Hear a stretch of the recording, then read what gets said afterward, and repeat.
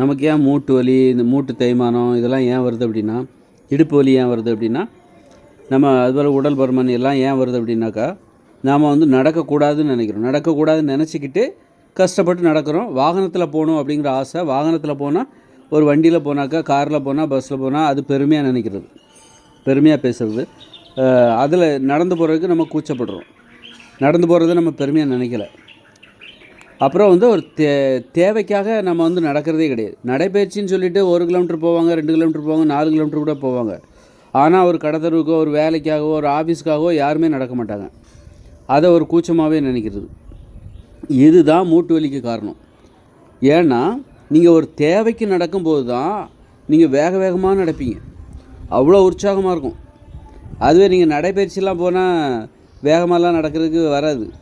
நடைப்பயிற்சி, ஓடுறது எல்லாமே செயற்கையானது தான். இயற்கையான வேகம் அதில் வரவே வராது. இப்போ நடக்கிறதுலே கூட நான் வேகமாக நடப்பேன், ஓட்டப்பயிற்சி கூட நான் எடுப்பேன் அப்படின்னு சொல்கிறதுலாம் வந்து ஒரு செயற்கையானது தான். அது சும்மா நாமளாக நினச்சிக்கிறது.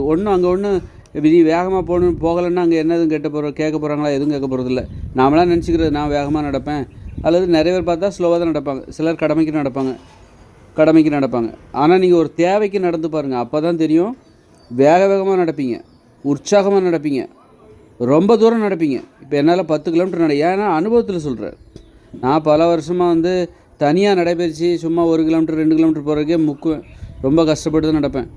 இப்போ என்னடானா நான் வந்து என்னுடைய அலுவலகத்துக்கே நான் என்ன பண்ணுறேன் அப்படின்னா, நான் நடந்து போகிறேன். அப்போ தான் எனக்கு தெரியுது என்னால் 10 கிலோமீட்டர் நடக்க முடியும் அப்படிங்கிறது எனக்கு அப்போ தான் தெரியுது. என்னால் 10 கிலோமீட்டர் என்ன 15 கிலோமீட்டர் கூட நான் ஒரு நாளைக்கு 15 கிலோமீட்டர் நடந்தேன். தனியாக நடைபயிற்சின்னு சொல்லிட்டு போங்க அதெல்லாம் சும்மா ஏதோ நம்மளை இதுதான் எல்லோரும் ஃபாலோ பண்ணுறாங்க, நமக்கு அப்போ அதை நம்ம பண்ணியாகணும் அப்படின்னு சொல்லிட்டு கடமைக்கு நம்மளை சமாதானப்படுத்துறதுக்காக பண்ணுறமே தவிர யாரும் உற்சாகமாகலாம் நடக்கிறதுலாம் கிடையாது.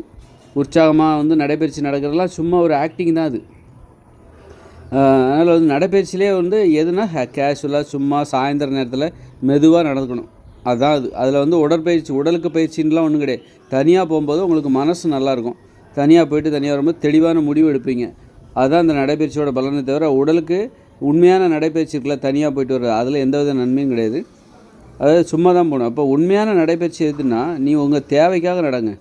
ஒரு ஆஃபீஸுக்கோ ஏதாவது ஒரு கடத்தருக்கோ, பஜாருக்கோ, அல்லது ஒரு படம் பார்க்குறது தியேட்டருக்கோ, சும்மா இந்த மாதிரி ஒரு நண்பரை பார்க்குறதுக்காகவோ நீங்கள் இந்த மாதிரி நடங்க. ஒரு கண்ட்ரோல் வச்சுக்கோங்க.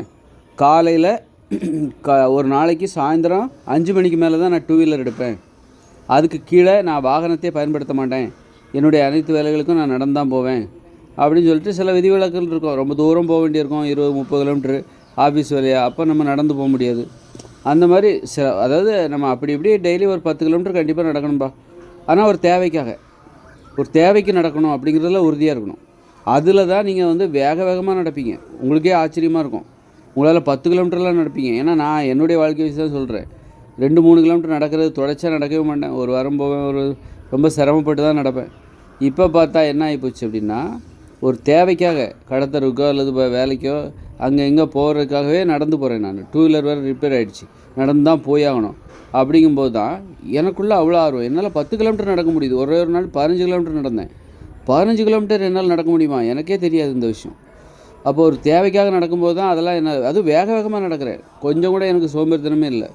அதுவும் சுமந்துக்கிட்டு முதுகில் ஒரு 20 கிலோ சுமந்துக்கிட்டு பேக் வச்சுட்டு நடக்கிறேன். நீங்கள் நடைபயிற்சி போகும்போது யாரும் சுமந்துட்டு நடக்க மாட்டாங்க, வெறுங்கையை வீசித்தான் நடப்பாங்க. அதுவே நமக்கு ரொம்ப கஷ்டமாக இருக்குது. ஆனால் ஒரு தேவைக்காக நடக்கும்போது எங்கேருந்து அவ்வளோ உற்சாகம் வருதுன்னு தெரில.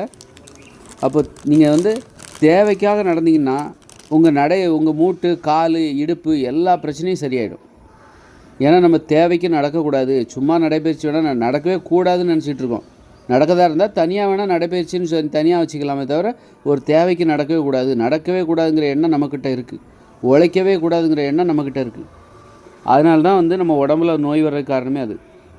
அதனால் நீங்கள் வந்து உங்கள் தேவைகளுக்காக நடக்க பழகிக்கோங்க. சாயந்தரம் 5 மணிக்கு அப்புறம் தான் நான் 2 வீலரே எடுப்பேன், அல்லது 4 மணிக்கு அப்புறம் தான் 2 வீலர் எடுப்பேன், அல்லது வாகனத்தை பயன்படுத்துவேன், அதுக்கு கீழே என் உடல் உழைப்பு தான் அப்படின்னு சில விதிவிலக்குகள் இருந்தால் மட்டும்தான் வாகனத்தை பகல் நேரத்தில் காலையிலலாம் எடுப்பேன். ரொம்ப தூரம் போக வேண்டியிருக்கு அப்படின்னா அப்போ தான் ஒரு ஆஃபீஸ் வேலையாக போக வேண்டியிருக்கு. ஆஃபீஸ் வேலையாக அந்த ஆஃபீஸ் நேரத்தை நம்ம வந்து வீணாக்க முடியாது. அப்போ அவங்க ஆஃபீஸ் வேலையாக வெளியே அனுப்புகிறாங்க அப்படின்னா அப்போ நீங்கள் வந்து 2 வீலர் ஏதோ ஒன்று வாகனம் பயன்படுத்தி ஆகணும். இப்படி ஆனால் டெய்லி ஒரு 10 கிலோமீட்டராவது ஒரு தேவைக்காக நீங்கள் நடந்துருக்கணும்.